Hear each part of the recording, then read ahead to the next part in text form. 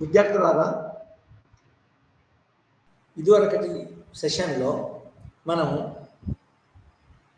Equality, సమానత, సమానత్వం అనే భావనని వివరంగా చదివినాము, విశ్లేషించినాము. ఏ విధంగా సమానత్వం రాజనీతి శాస్త్రంలో మరియు రాజకీయంలో కేంద్ర బిందువుగా ఉంటుంది అనేది కూడా చూశాం.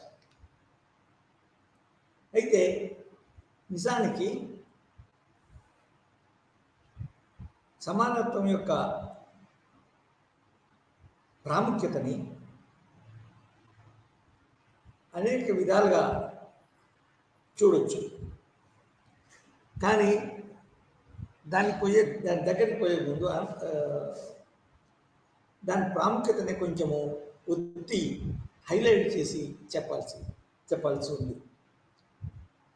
ఎందుకంటే స్వేచ్ఛ, స్వాతంత్రము వివిధ రంగాల్లో ఉన్నా కూడా అవి సమానత్వం లేకపోతే ఆ స్వేచ్ఛ స్వాతంత్రాలు కొందరే అనుభవించడానికి అవకాశం ఉంది. అంటే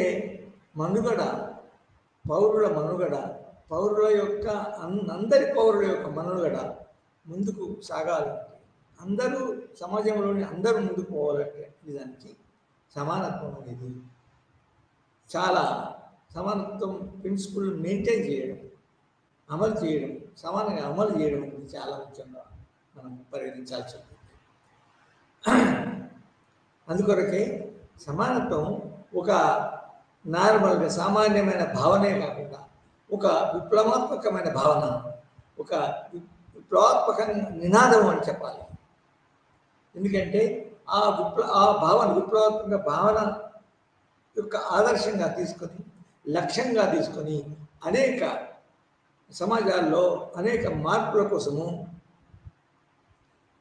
విప్లవాలు జరిగినాయి. మీరు ఫ్రెంచ్ విప్లవం తీసుకోండి, అమెరికన్ విప్లవం తీసుకోండి, మరియు 1970లో జరిగిన రష్యా విప్లవం తీసుకోండి, తర్వాత 1949లో జరిగిన చైనా విప్లవం తీసుకోండి. వీటన్నిటిలో సమానత్వం యొక్క లక్ష్యము కేంద్రంగా ఉంది, తర్వాత ముఖ్యంగా ఉంది. సో అది సమానత్వము, అది మనము మొన్నటి సెషన్లో అసెస్. అయితే మనము ఈ సమానత్వాన్ని అమలు చేసే స్టేజ్లో అవి వచ్చే సమస్యలు కానీ, ఏ విధంగా దాన్ని అర్థం చేసుకోవాలా, ఏ విధంగా సమానత్వం యొక్క ఫలితాలు అందరికీ రావాలా అనేది మన స్పష్టత కలిగి ఉండాలి. అందుకొరకు సమానత్వం యొక్క సమానత్వంలో కొన్ని రూపాలు ఉన్నాయి. అదేంటంటే ఫస్ట్ ఈ సమానత్వము లీగల్గా ఉండడం, లీగల్ ఈక్వాలిటీ అనేది ఒకటి ఉంది. అదే దాని అర్థం ఏంటంటే చాలా రాజనీతి తాత్వికులు భావించినట్లు, ఆలోచించినట్లు, తర్వాత రచించినట్లు ప్రతి మనిషి, అందరూ మన సమాజంలో అందరు మనుషులు స్వాభావికంగా,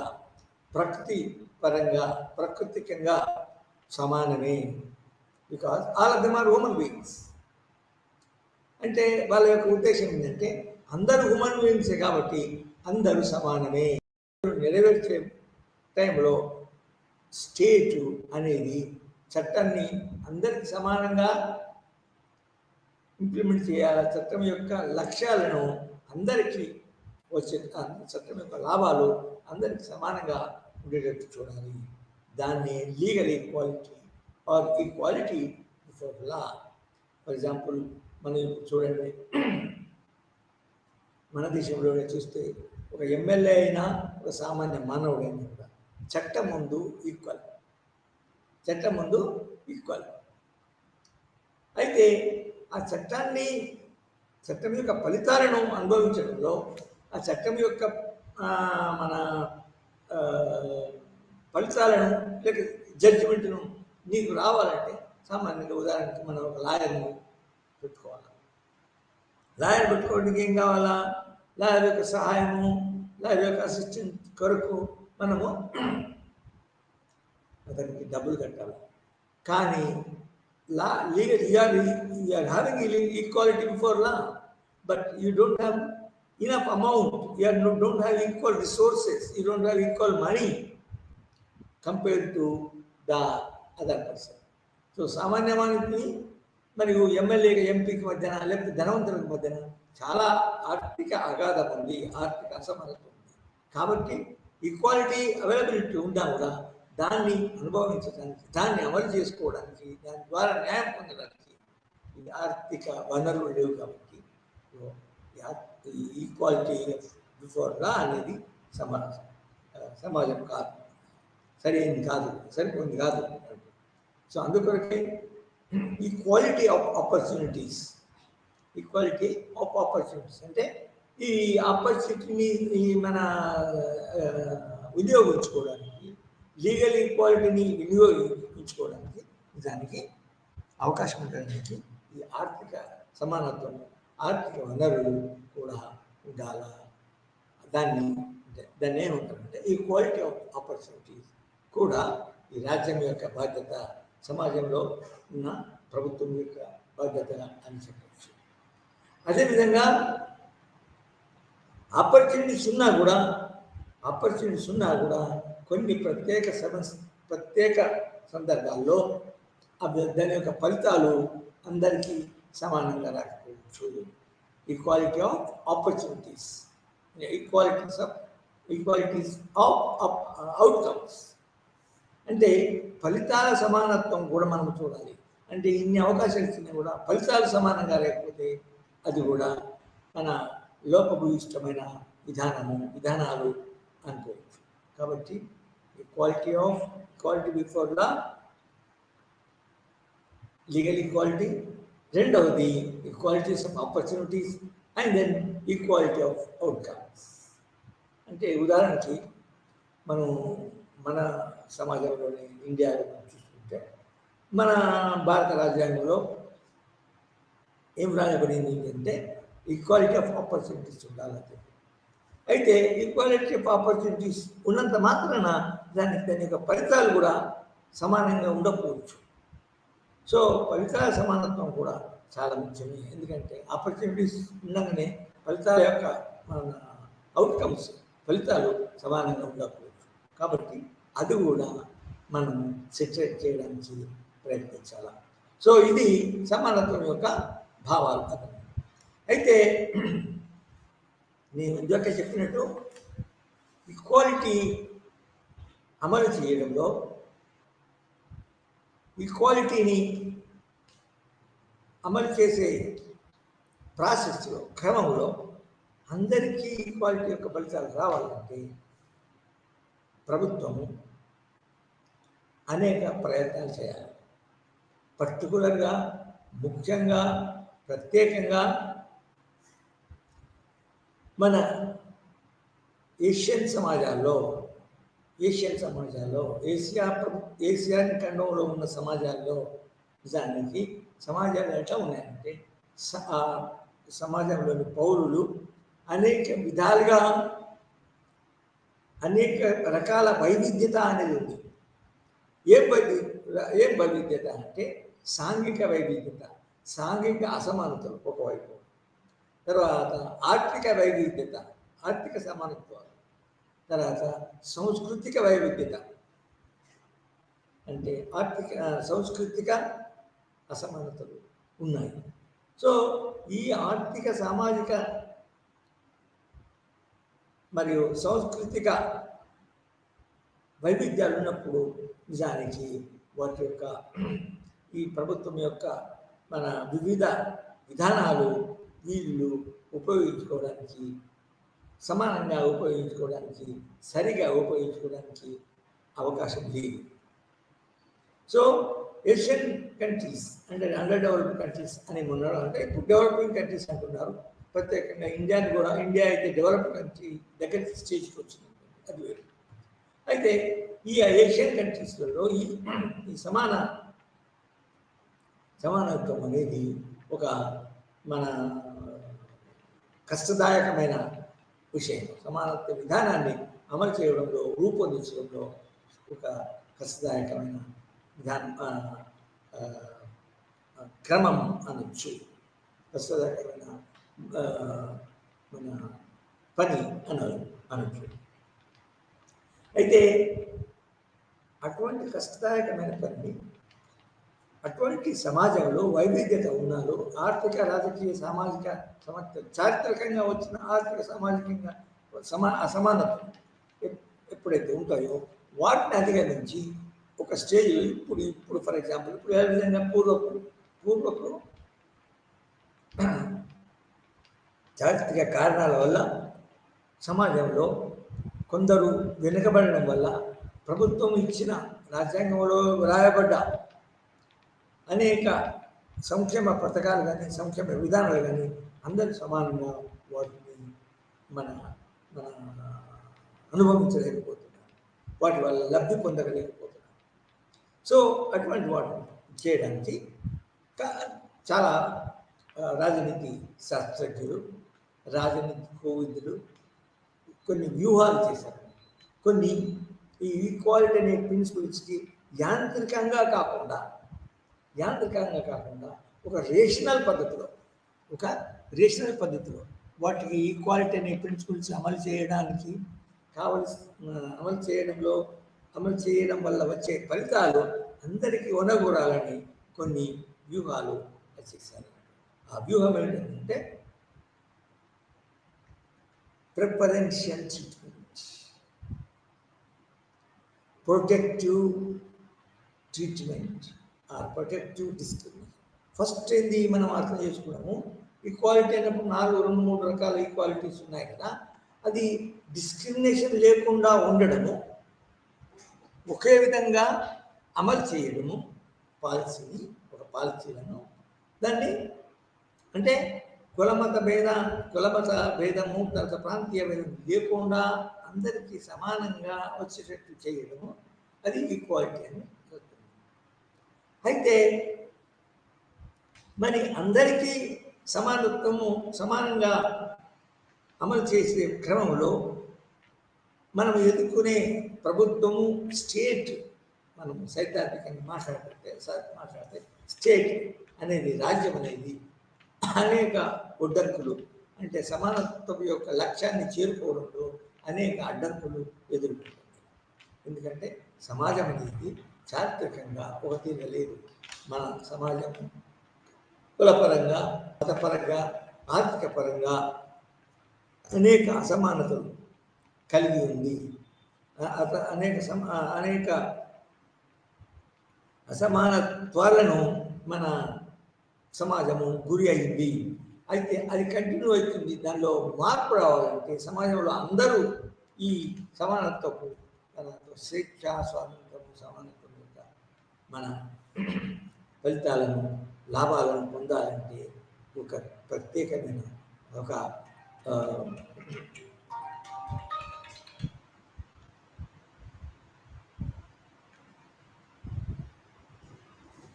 ప్రత్యేకమైన పద్ధతిని అనుసరించవలసి ఉంటుంది. అయితే దాన్ని కూడా నిజానికి ఒక డిస్క్రిమినేషన్, ఒక విచక్షణ విధానం అనవచ్చు. ఫస్ట్ సమానత్వాన్ని యాంత్రికంగా, అంటే అందరికీ సమానత్వం యొక్క లాభాలు పంచాలంటే సమానంగా అందరినీ చూడాలా, అంటే విచక్షణ లేకుండా చూడాలా. కులము, మతము, తర్వాత లింగ భేదము, తర్వాత ఆర్థిక భేదము రాకుండా అందరికీ సమానంగా విధానాలను అమలు చేయాలా. ఫర్ ఎగ్జాంపుల్ బస్సు, ట్రైన్, అందరికీ నిజానికి మన సమానమైన అవకాశాలు, సమానమైన ఎంట్రీ, యాక్సెస్ ఉంటే అందరూ వాటిని ప్రయాణ సౌకర్యాలు వాడుకుంటారు. అయితే ప్రయాణ సౌకర్యాన్ని అందరికీ వాడుకోవాలంటే నిజానికి మరి అందరికీ సమానమైన డబ్బు లేదు. తర్వాత మన ఒకే ట్రైన్లో, ఒకే బస్సులో ఇదివరకు చెప్తాం చారిత్రకంగా కొన్ని రోజుల కింద, కొన్ని దశాబ్దాల కింద నిజానికి మనము గాంధీ గాంధీ యొక్క బ్యాక్గ్రౌండ్ కనుక చూస్తే ఆఫ్రికాలో అతను మన తెల్ల వాళ్ళతో సమానంగా కూర్చుంటే అతన్ని లేపి బయటికి వెళ్ళగొట్టారు. అతను బ్లాక్ కాబట్టి. సో ఆ విధంగా అతను ఆ ట్రీట్మెంట్ తెల్ల పౌరుల యొక్క ప్రయాణికుల ఎడల అతను మన ఇన్సల్ట్ కాబడ్డాడు కాబట్టి ఆ ఇన్సల్ట్ భరించలేక అతను అటువంటి రేషియల్ ఈక్వాలిటీని ఏ విధంగా మనం బయటపడాలి నుండి ఏ విధంగా బయటపడాలి, దానికి ఏ విధంగా పోరాడాలని అది చేశాడు. అంటే అక్కడ ఏంటంటే సోషల్గా అంటే రేషియల్గా డిస్క్రిమినేషన్ ఉండాలి. సో రేషియల్ డిస్క్రిమినేషన్ తీసేయాలి. అయితే ఈ సమానత్వాన్ని అవకాశాలని అందరికీ ప్రొవైడ్ చేసినప్పుడు తీసుకునే పౌరుల మధ్య వైవిధ్యత ఉండదు కాబట్టి ప్రభుత్వం ఇచ్చే సౌకర్యాలన్నింటినీ, అవకాశాలన్నింటినీ, మన రిసోర్సెస్ అన్నింటినీ వాళ్ళు తీసుకునే కెపాసిటీ, పౌరులందరూ సమానంగా తీసుకునే కెపాసిటీ అందరికీ లేకపోవచ్చు. ఫర్ ఎగ్జాంపుల్, గవర్నమెంట్ చాలా మన విద్యా సంస్థలలో మన అందరూ సమానంగా అడ్మిషన్ ఇస్తుంది. కానీ ఫస్ట్ ఏంటంటే మన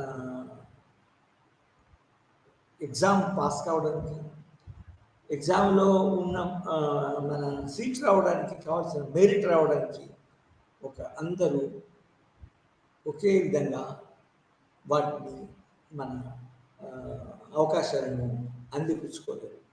ఎందుకంటే అసలు మెరిట్ కావడానికి అనేక రకాల కష్టాలు పడాలా, దానికి కావాల్సిన వనరులు కావాలా, దానికి కావాల్సిన ఇంట్లో పరిస్థితులు కావాలా, దానికి కావాల్సిన ఇంటెలిజెన్స్ కావాలా.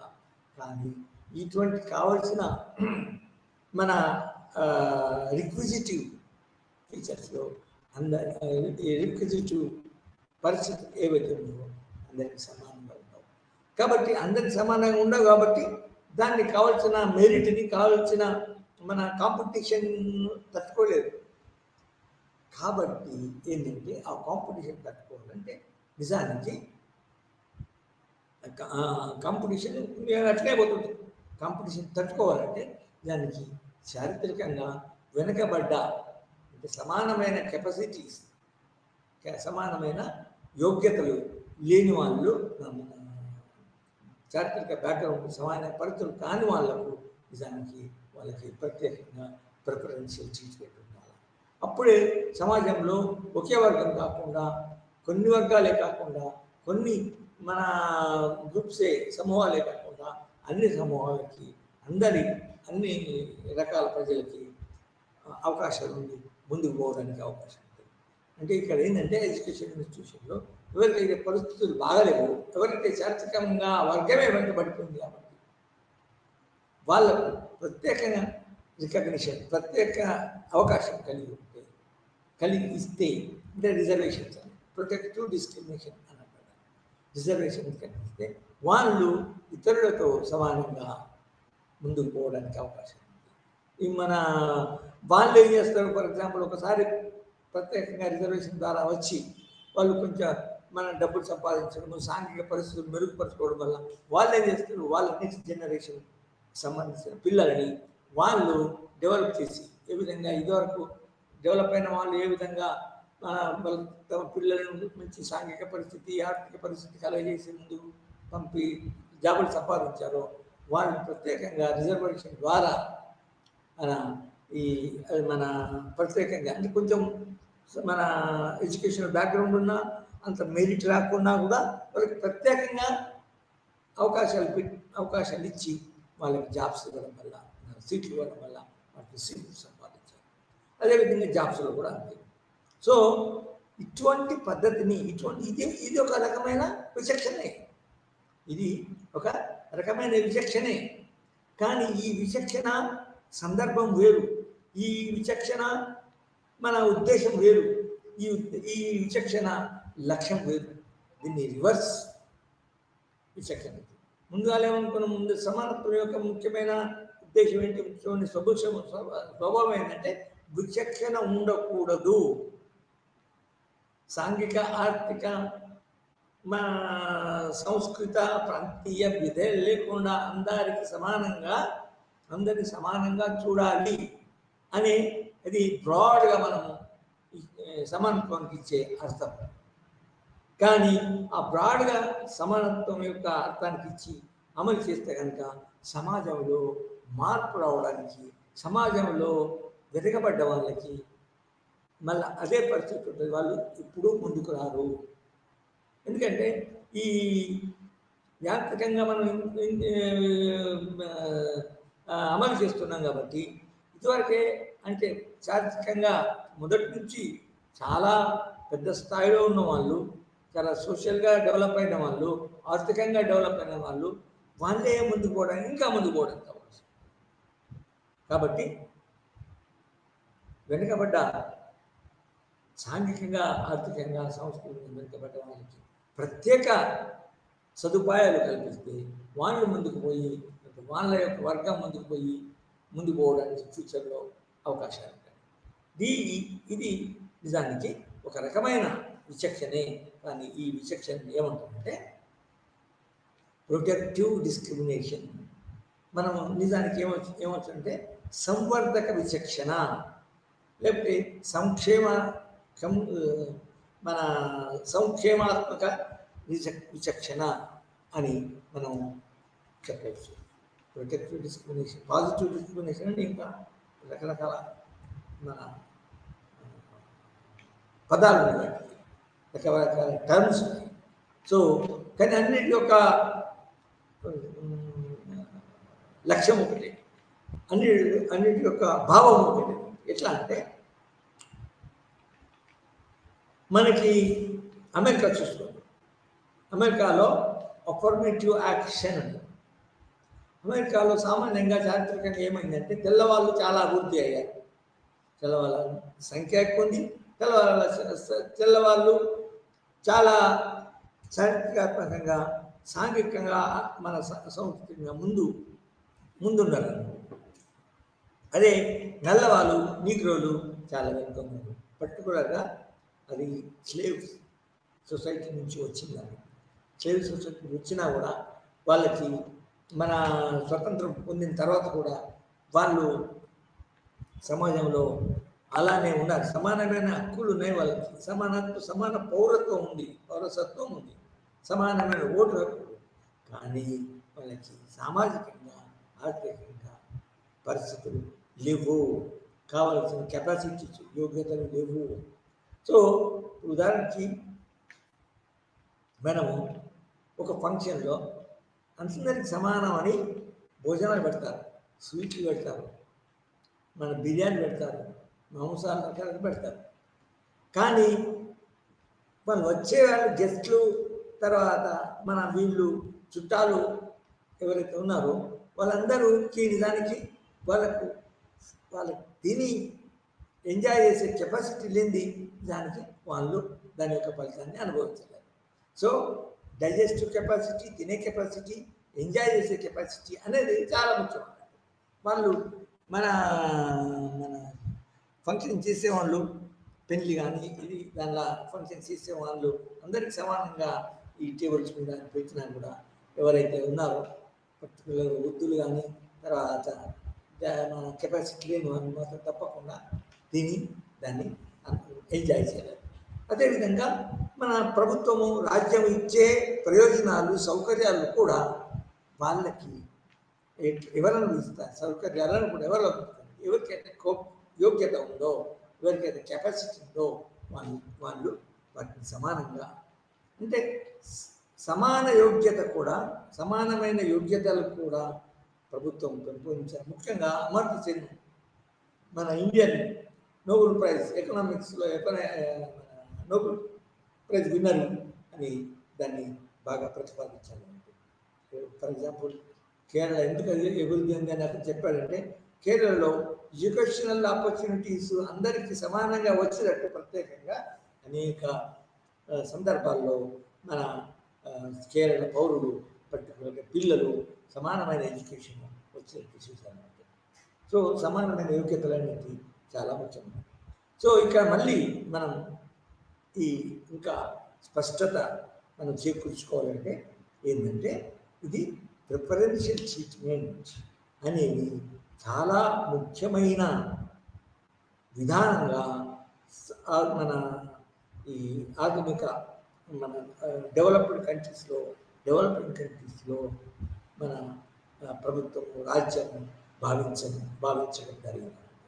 అందుకోసమే పాలసీ మేకర్స్ ఏం చేశారంటే, ఇద్దరికి పర్టికులర్ మన దేశంలో మన రాజ్యాంగంలో రచించబడ్డప్పుడు ఈ పర్టికులర్గా మన చారిత్రకంగా వెనుకబడిన వర్గాలు ఎవరైతే పర్టికులర్ ఇప్పుడు మనకి కాస్ట్ సిస్టమ్ ఉంది.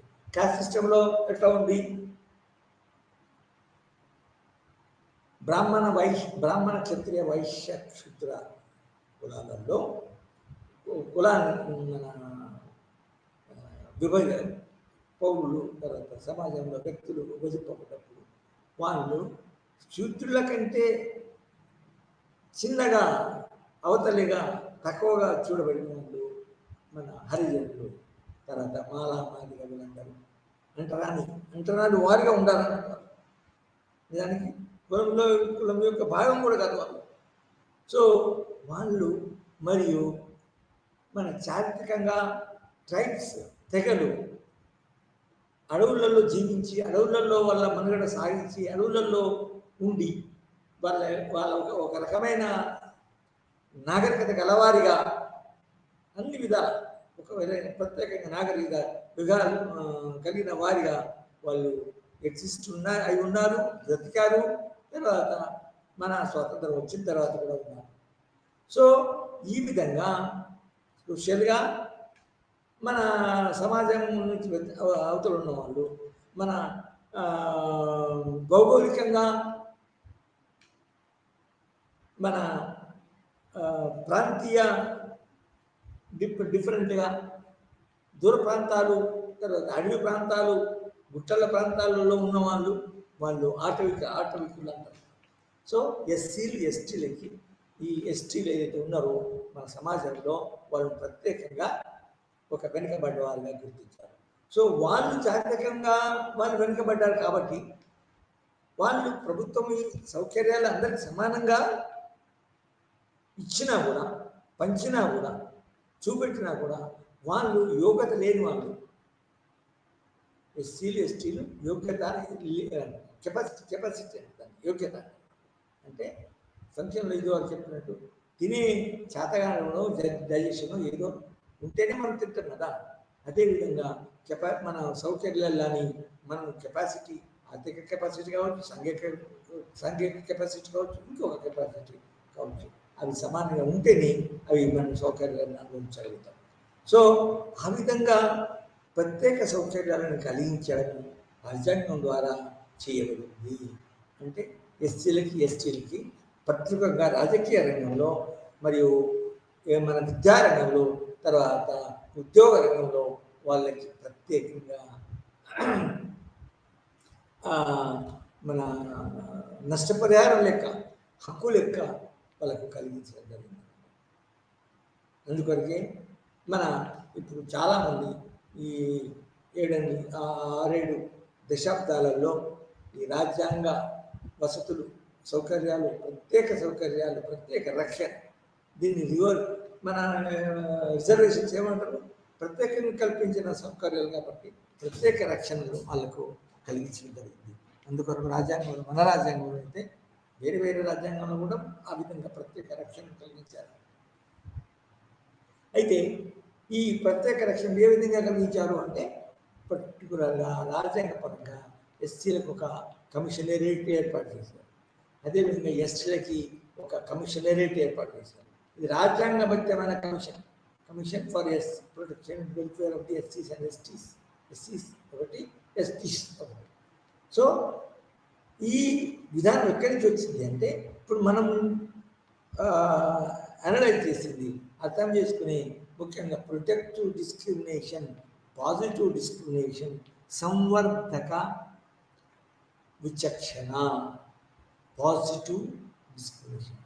ఈ నెగటివ్ డిస్క్రిమినేషన్ అంటే నిజానికి కులమత భేదాల ఆధారపడగా డిస్క్రిమినేట్ చేయడం. అది ఇదివరకు ఉండే మన మన వెనుకటి మన కుల వ్యవస్థలో అది ఉండేది. ఇది మన అదేవిధంగా ఆర్థిక విచక్షణ కూడా ఉండేది.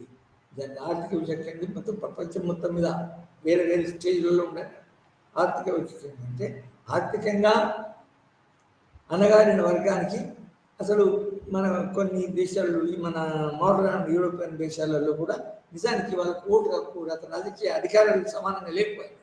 తర్వాత కలిగింది అది కొన్ని రకాల వల్ల ఆ విధంగా ఆర్థికంగా సాంఘికంగా సమానత్వం లేదు కాబట్టి వాళ్ళకి ఎడ్యుకేషన్లో ఇంటెలిజెన్స్ కూడా లేకపోయింది. సో వాళ్ళకి లేదు కాబట్టి ఎడ్యుకేషన్ క్వాలిఫికేషన్ లేదు కాబట్టి అసలు వాటికి ఓటు హక్కే ఉండొద్దని నిజానికి కొన్నిసార్లు మన అభివృద్ధిదాయక విధాన భావాలు గల జిఎస్ మిల్ కూడా అతను ప్రపోజ్ చేయడం ప్రతిపాదించడం జరిగింది.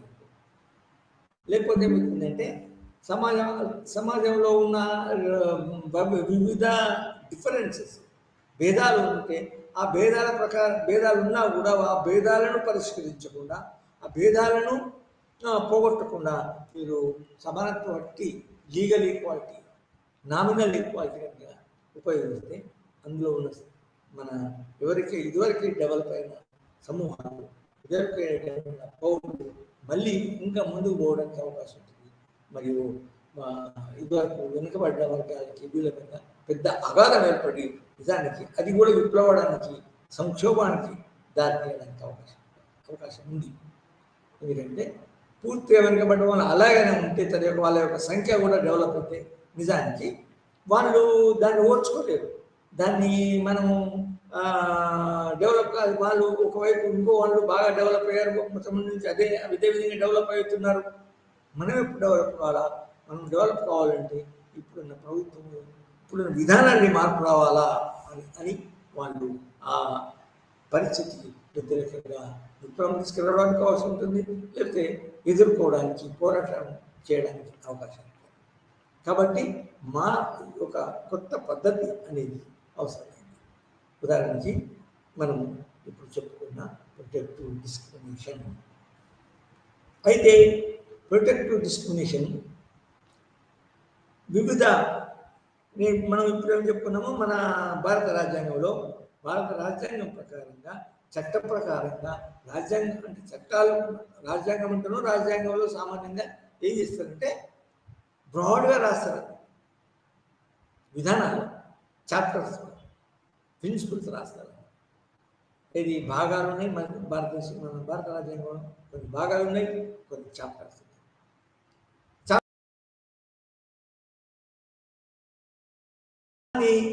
ఒకసారి ఏమవుతుందంటే అవి కూడా సరిపోక ఇంకా రకరకాల మన సమస్యలను పరిష్కరించడానికి చట్టాలు చేయడం మనం. ఎందుకంటే సామాన్యంగా ఒక రాజ్యాంగ మన సిద్ధాంతాన్ని, రాజ్యాంగ సూత్రాన్ని అమలు చేయడంలో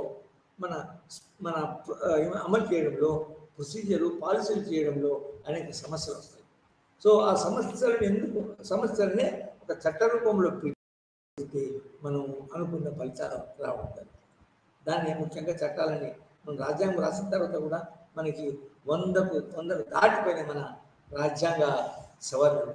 ఎందుకు అయినంటే అందుకోండి, ఇది మన అమలు చేసే క్రమంలో రాజ్యాంగ సిద్ధాంతాలని, రాజ్యాంగ స్ఫూర్తిని అమలు చేయడంలో వచ్చే అడ్డంకులను ఎదుర్కోవడానికి రాజ్యాంగపరంగానే కొన్ని ప్రత్యేకంగా సూచనలు చేయడం జరిగింది. అదేవిధంగా రాజ్యాంగ సూచనలు స్ఫూర్తికి అనుగుణంగా చట్టాలు చేయడం జరిగింది. సో ఇప్పుడు మన రాజ్యాంగంలోనే కాకుండా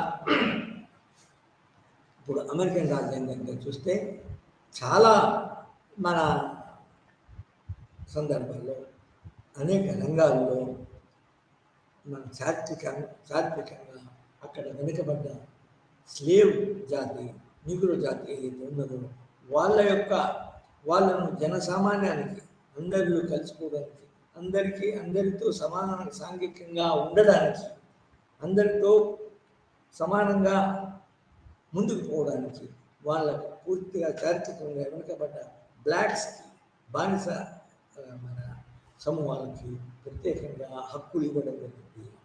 దాన్నే రివర్స్ రియాక్షన్ అని మనం అనుకున్నాం కదా, దాన్ని ఆ రివర్స్ సెక్షన్ ద్వారా లేకపోతే పాజిటివ్ డిస్క్రిమినేషన్, ప్రొటెక్టివ్ డిస్క్రిమినేషన్ ద్వారా బ్లాక్స్కి ప్రత్యేకంగా వాళ్ళ ఆ సమూహాల నుంచి రావాలి, ఒకరు ఉండాలి ప్రజెంట్గా. అంటే ఇప్పుడు మనకి ఉదాహరణకి మంత్రిత్వ శాఖ, అమెరికన్ మంత్రిత్వ శాఖ ఉంది, సరే అమెరికన్ క్యాబినెట్ ఉంది అనుకున్నాం, అక్కడ సెక్రటరీ అంటే ఇక మన మినిస్టర్స్. సో సెక్రటరీలు అందరూ ప్రెసిడెంట్ అపాయింట్ చేయాలి. సో అపాయింట్ చేసేటప్పుడు ఏం చేస్తారంటే,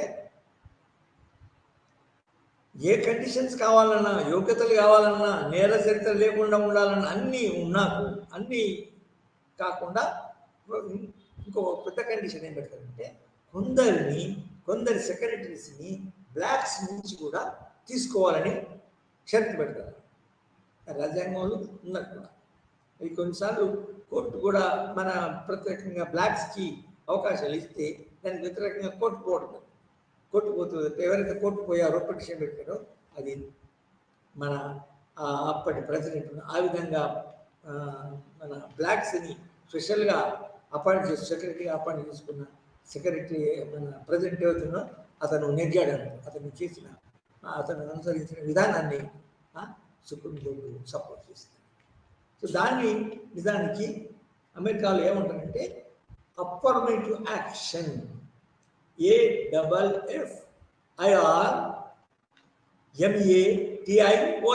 AFFIRMATION, TIVE, అఫర్మేటివ్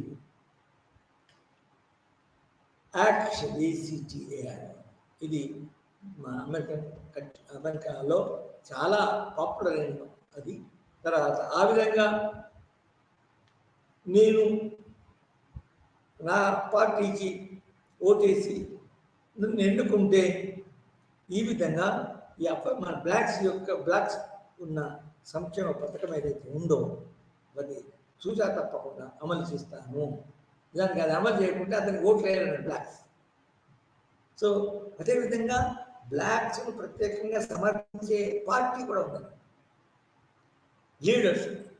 సో ఈ విధంగా అది మన ఏ విధంగా ఒక భావనగా మాత్రమే ఉండి ఇదివరకు రచనల్లో, పుస్తకాలలో ఉండే భావన ఏదైతే ఉందో ఆ భావన ఇది ఫస్ట్ ఈక్వాలిటీ, తర్వాత protective discrimination. Equality, protective discrimination కూడా, విచక్షణ కూడా సమానత్వాన్ని సాధించడానికి. కానీ సమానత్వం అనేదానికి అందరికి సమానంగా చేరువ కావాలా, అందరు సమానంగా సమానత్వాన్ని అందరు సమానంగా అనుభవించడానికి అవకాశాలు ఉండాలా అనేది మన కూడా చాలా ఉంటుంది. ఎందుకంటే అనుభవించిన వాళ్ళే మళ్ళీ అనుభవిస్తే దానికి సమాజ మార్పు రావడానికి అవకాశం లేదు. సో ఇది ఇది ఈ ప్రిఫరెన్షియల్ ట్రీట్మెంట్, రిజర్వేషన్స్ను కలిగించడము, ప్రొవైడ్ చేయడం, ప్రత్యేక మన హక్కులు కలిగించడము. ఇది మనము సోషల్గా కనుక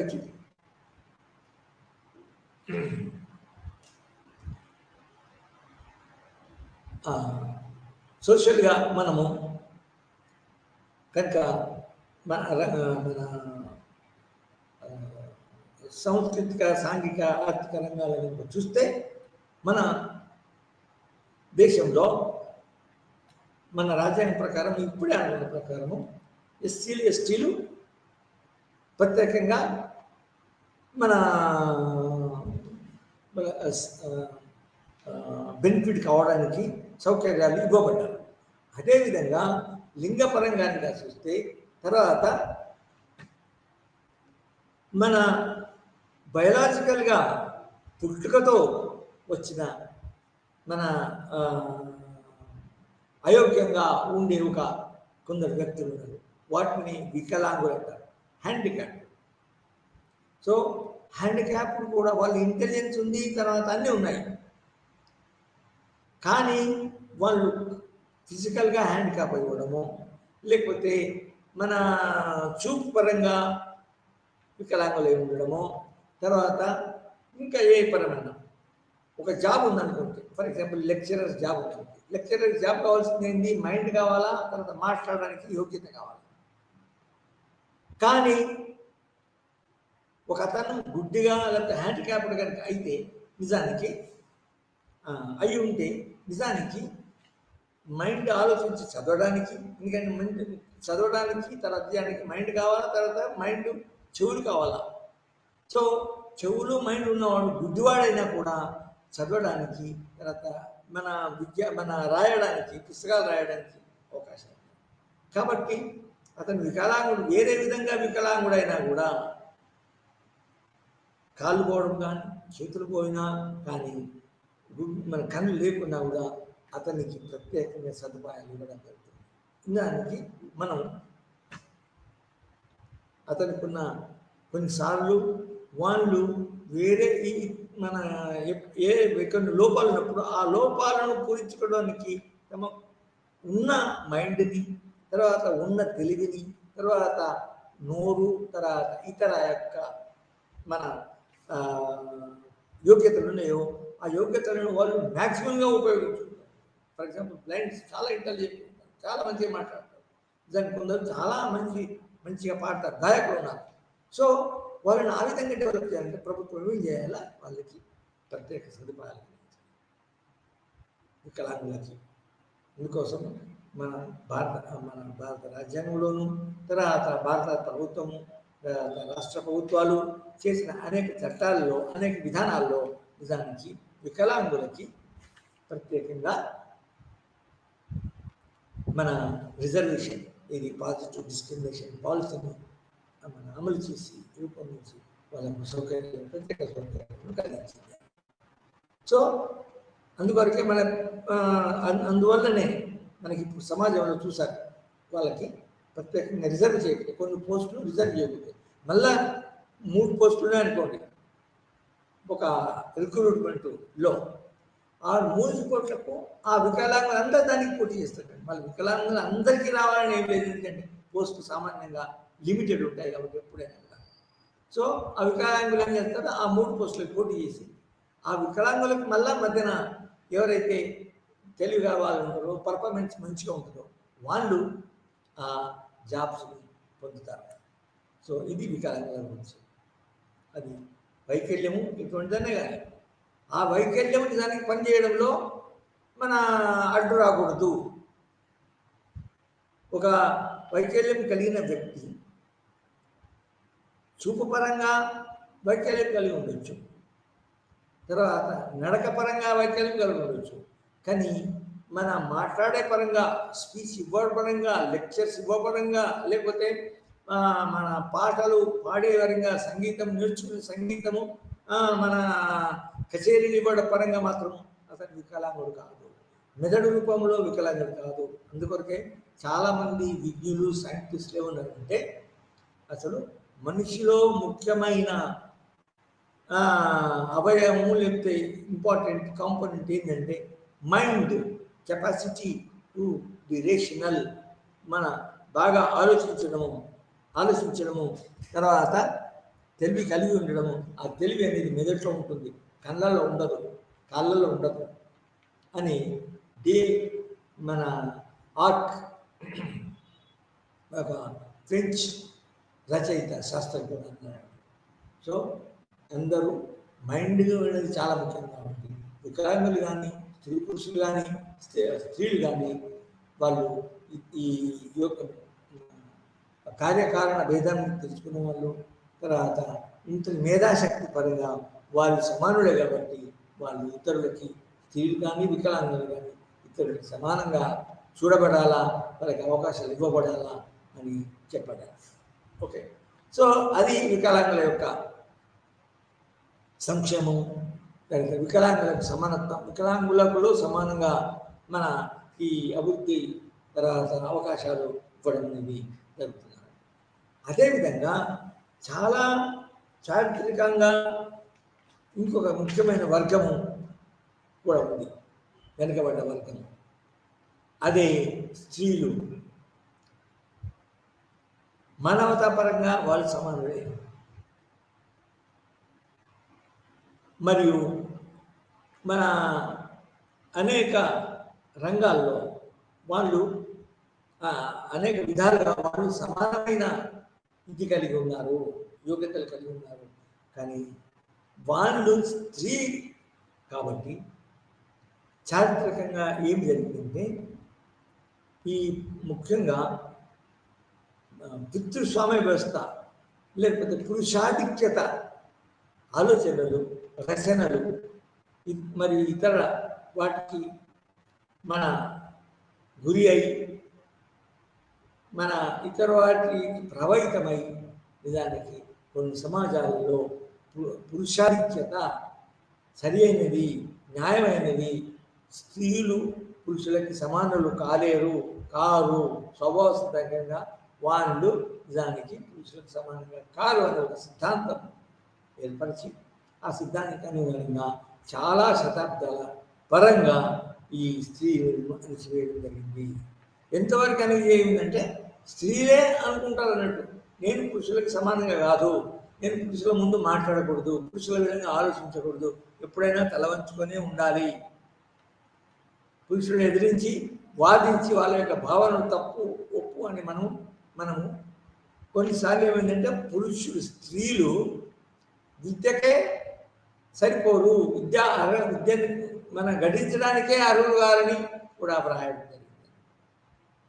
సో ఇది చారిత్రకంగా వచ్చే ముఖ్యమైన మన లోపము, నాగరికత లోపము. అయితే నిజానికి ప్రాకృతికంగా మనము పితృస్వామ్య వ్యవస్థ కంటే నిజానికి ముందు ఏ వ్యవస్థలు ఉన్నాయో, ముందు చరిత్ర ఉందో ఆ చరిత్రలో నిజానికి స్త్రీలు పురుషులకు సమానమే కాదు, అసలు స్త్రీలే నిజానికి ఆధిక్యత కలిగి ఉన్నారు సమాజంలో. అదొక నిజానికి అర్థాన్ని.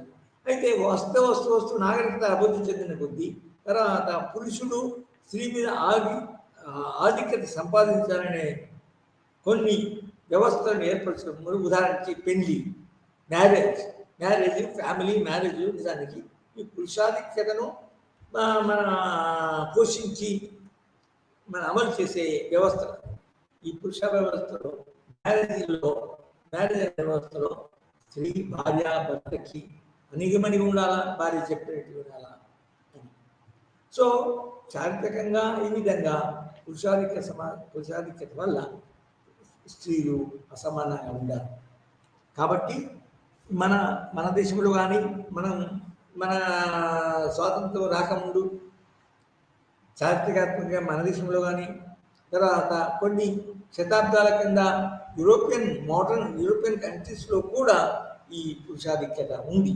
అప్పుడు యూరోపియన్ కంట్రీస్లో కూడా యూరోపియన్ శాస్త్రజ్ఞులు, అప్పటి యూరోపియన్ శాస్త్రజ్ఞులు కూడా నిజానికి పురుషాధిక్యతను, తర్వాత స్త్రీ అసమానతను, స్త్రీ మన అయోగ్యురాలని భావించి వాళ్ళు ఈ ప్యాట్రియార్కీని, పురుషాధిక్య సమాజాన్ని సపోర్ట్ చేయడం జరిగింది. కానీ అక్కడ కూడా విప్లవాత్మక మార్పులు తీసుకొచ్చి అనేక విధాలుగా అనేక రంగాల్లో స్త్రీలు ముందు పోయేటట్టు అనేక పాలసీలు, అంటే ఇప్పుడు మనం ఈ ప్రిన్సిపల్ వల్ల చూడండి, ఈ ప్రిన్సిపల్ ఏ విధంగా ఎన్ని రంగాల్లో ఉపయోగపడుతుందో. ఏది పాజిటివ్ డిస్క్రిమినేషన్ అంటే, కాబట్టి యాంత్రికంగా సమానత్వాన్ని అమలు చేయకపోవడమే కాకుండా నిజానికి ఆ సమానత్వాలను అనుభవించి మన దాని యొక్క లాభాలను పొందే విధంగా కొన్ని ప్రత్యేక రక్షణలు ఇచ్చారు. ఈ స్త్రీల ఎడల ప్రత్యేక రక్షణలు ఇచ్చి ఆ స్త్రీలను అభివృద్ధి చేయడం జరుగుతుంది. ఫర్ ఎగ్జాంపుల్ మన లేబర్ లాస్లో ప్రత్యేకంగా ఏం చెప్పబడుతుంది, ఏం రాయబడింది అంటే, మన పురుషునికి స్త్రీనికి సమాన వేతనం ఉండాలా అంటే ఆ సమాన వేతనంలో వేతనం ఇవ్వడంలో, వేతనాన్ని ఫిక్స్ చేయడంలో స్త్రీ పురుష భేదం ఉండకూడదు. అఫ్కోర్స్ సమాన అర్హతలు ఉండాలి, కానీ సమాన శాలరీలు, అసమానమైన శాలరీలు, అసమానమైన కండిషన్స్, అసమానమైన మన ఏంటి సౌకర్యాలు మాత్రము ఉండకూడదు అని చాలా మన చట్టాల్లో చేర్చడం జరిగింది.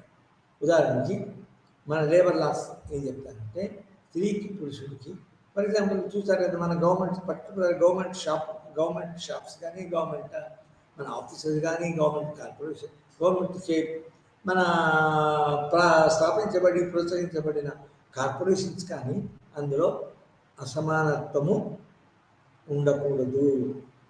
అంతేకాకుండా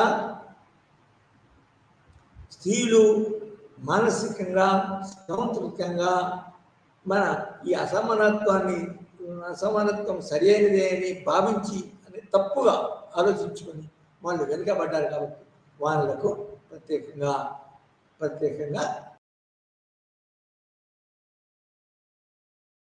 పాటించకపోవడమే కాకుండా స్త్రీలకు ప్రత్యేక హక్కులు ఇవ్వడము, ప్రత్యేకంగా రక్షణ కలిగి ఉండడము, దాన్ని ప్రాతినిధ్యం.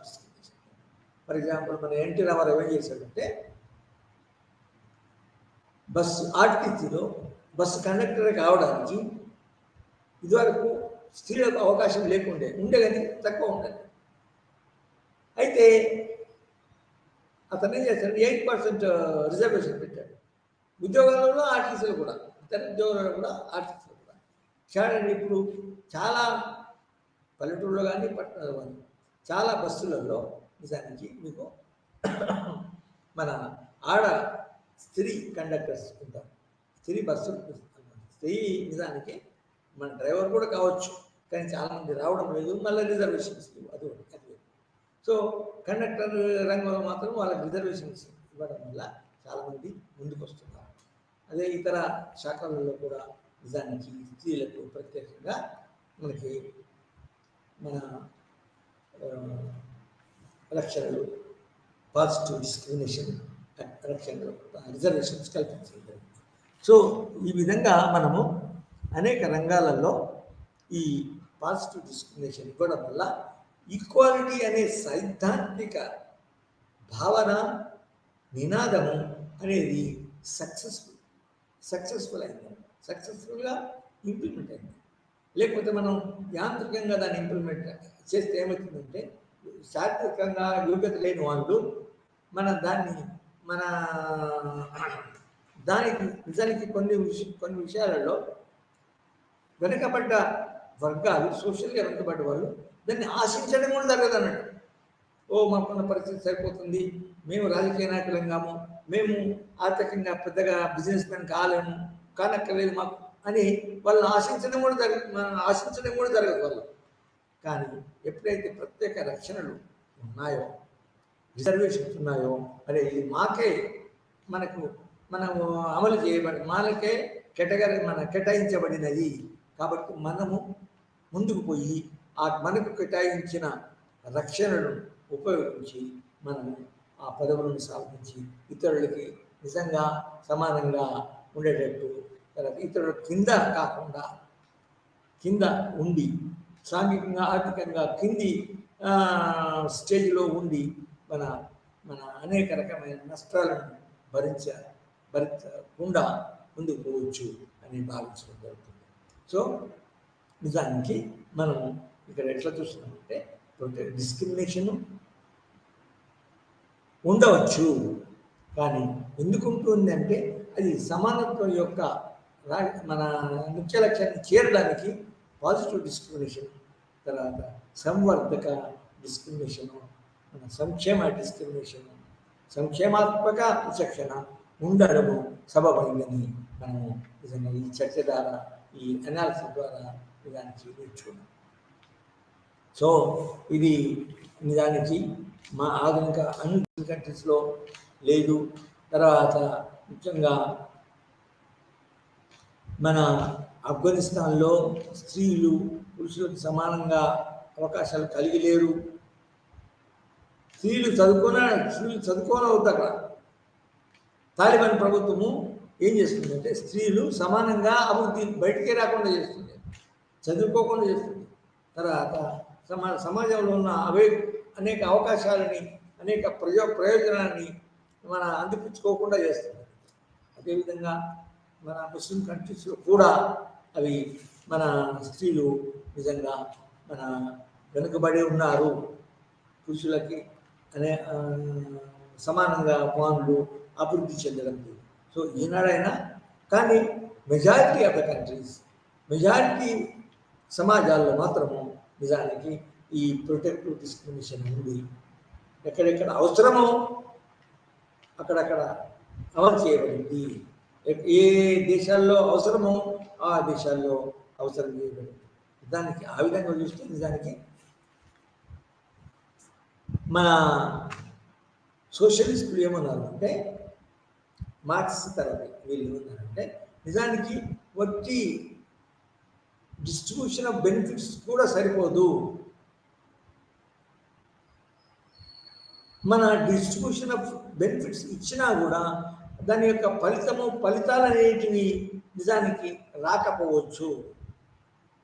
కాబట్టి ఏమన్నారంటే, అసలు ఈ డిస్ట్రిబ్యూషన్కి మన ఈ లోపాలకి, ఈ విభేదాలకి, అసమానతకి దారితీసే పరిస్థితుల్లోనే పూర్తి మార్పు రావాలా అని ఆశించి మార్క్స్ ఏమన్నారంటే, యాక్చువల్గా ఏదైతే ఉదాహరణకి ప్రైవేట్ ప్రాపర్టీ ఏదైతే ఉన్నదో, ప్రైవేట్ ప్రాపర్టీ ఉండడం వలన ప్రైవేట్ ప్రాపర్టీని కొందరే సంపాదించి, కొందరే సమాజంలో ఆధిక్యత పొంది సామాజికంగా సాంస్కృతికంగా వాళ్ళే ముందుకు రావడం జరుగుతుంది.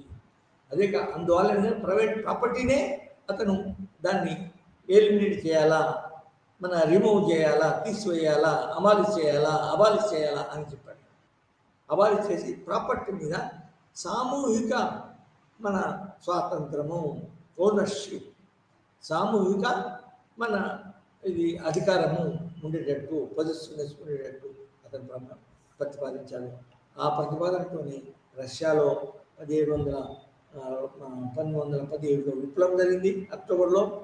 అదేవిధంగా చాలా మట్టికి 1990 వరకు కూడా అక్కడ సమాజాలు సామూహిక ఆర్థిక సమానత్వాన్ని పెంపొందించడం జరిగింది.